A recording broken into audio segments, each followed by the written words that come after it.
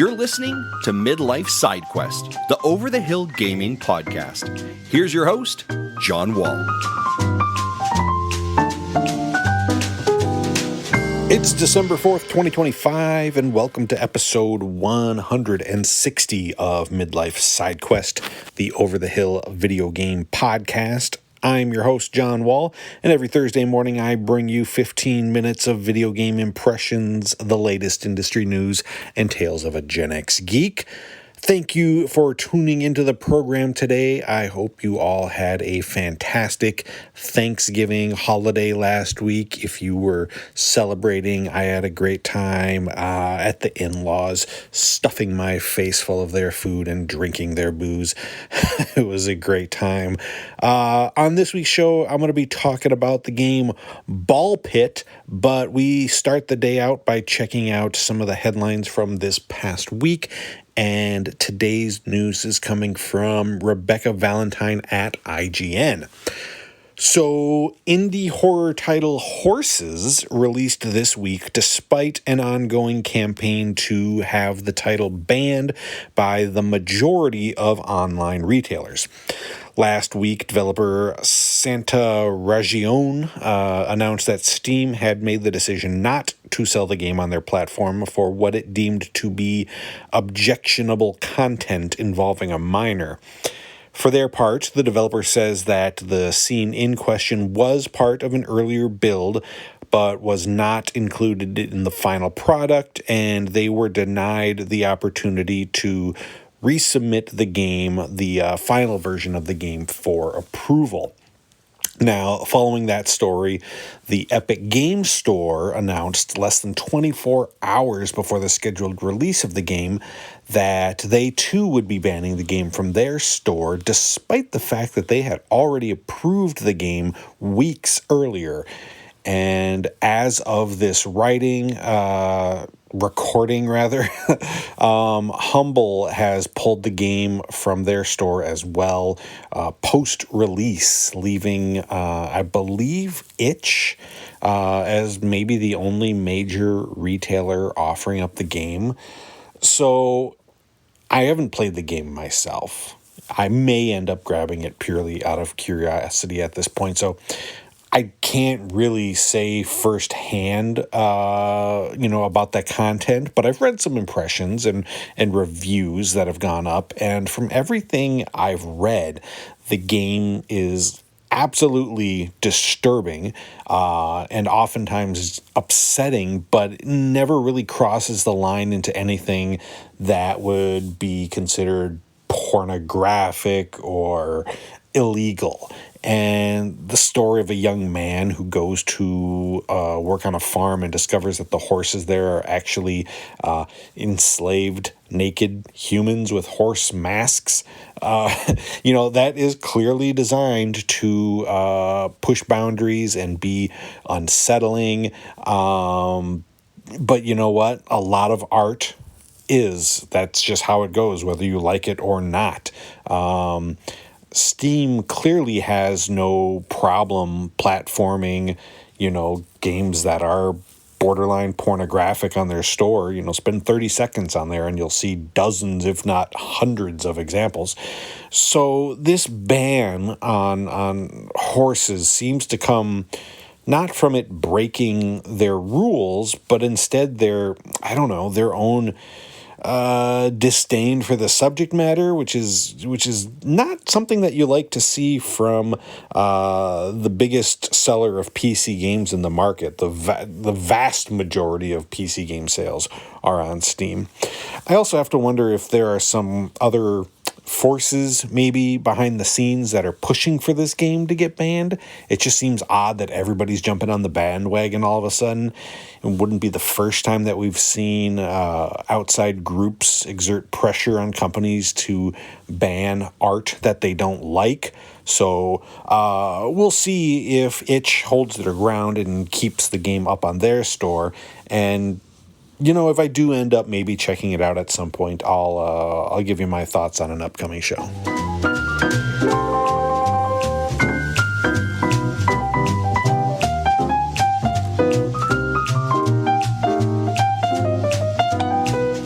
So whenever an indie video game breaks out and becomes a smash hit, you can be sure that very soon you're going to see clones and copycats trying to ride the coattails of that success. And more often than not, these are, usually cheap knockoffs who just copy and paste the formula. But sometimes you get a game that does it the right way by taking inspiration from those games and coming up with unique and interesting twists of their own. The recent Clover Pit, for example, did it recently by riffing off of Balatro. And Ball Pit does a good job of taking the fast-paced auto shooting of Vampire Survivor and doing something cool and new with it.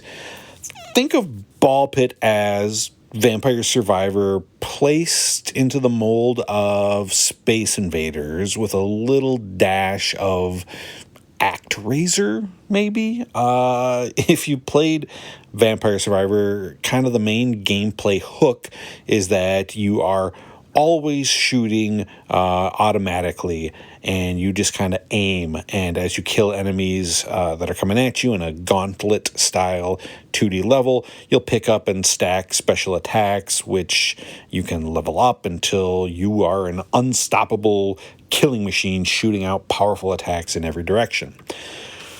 This game works much the same way, except the enemies are coming down at you in a vertical level, like Space Invaders, and your attacks bounce off of enemies and walls. So kind of like a game of Breakout. If you launch a ball through a gap in the enemy's forces and into the back of the field, it can bounce around back there doing a bunch of damage to the enemies in the rear. So there's more strategy to where you shoot to rack up the most damage through ricochets. And you'll collect and upgrade your arsenal at a rapid pace. You're leveling up every minute or two at least, and you'll get attacks like poison or bleed or lightning. And one of the very cool things that they do is that you'll eventually get the chance to combine those weapons into more powerful attacks. So say for instance you combine your poison attack with your laser beam, that turns into a radiation beam, which combines the elements of both attacks. It is quite a bit of fun to mix and match, to find new combinations. There are also more passive items to equip, which give you things like, health boosts or increased speed. One other interesting idea in Ball Pit is that in between each of the levels, you go to this overworld, and here you'll use the gold that you collect in the levels to build and upgrade this town. And you'll plant crops and trees and then harvest them for resources that you can use then to build buildings. And these buildings will do anything from giving you permanent stat boosts to unlocking new characters to play as during the other levels. And it's neat to see your tiny little town grow, but I do wish that there was a bit more personality or story behind what happens there. If there were like townsfolk who would talk to you on occasion or give you quests or become unhappy with whatever. Anything like that would have really helped to make this part of the game feel a little bit less of a grind. It just feels not completely fleshed out. Like I said, there are a lot of characters that you'll unlock in the game. And again, like Vampire Survivor, they all have different abilities, and you'll want to beat each level with as many of the characters as possible to really unlock everything. each time you beat one of the levels with a new character, you'll earn a piece of gear, which then goes towards upgrading the lift itself that lowers you down into the earth where you play those levels. And upgrading that lift is what unlocks new levels. So there is a lot of incentive to replay the levels over and over again with all of the different characters. I think what makes Ball Pit a lot of fun is the variety, honestly. All of the characters, play differently, and with all the different weapons and items to unlock and combine and upgrade, you're rarely going to play a round that feels like the one before it. And that keeps it feeling fresh as you progress through the game. The town building, segments aren't quite as great as the rest of the game, and eventually I just kind of wanted to, rush through them to get back to the action. But that action is quite a bit of fun, and it holds up the parts of the game that didn't quite work out as well. It's a fun time.